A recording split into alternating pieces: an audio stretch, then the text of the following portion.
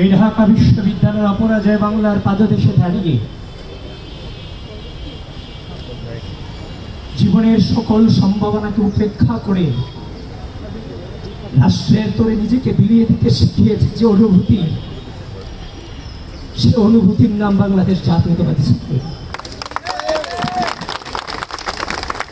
2016 সালে যখন বিশ্ববিদ্যালয়ে এসেছিলাম,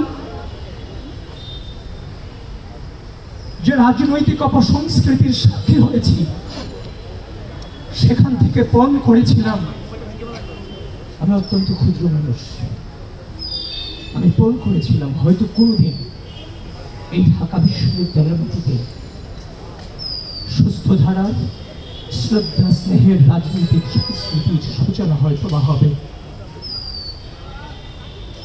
আমি আপনাদের সকলকে বলছি, এই পথকে বেছে নিতে গিয়ে আমার নিজের পরিবারের সাথেও আমার 1 বছরের কোনো সম্পর্ক ছিল না।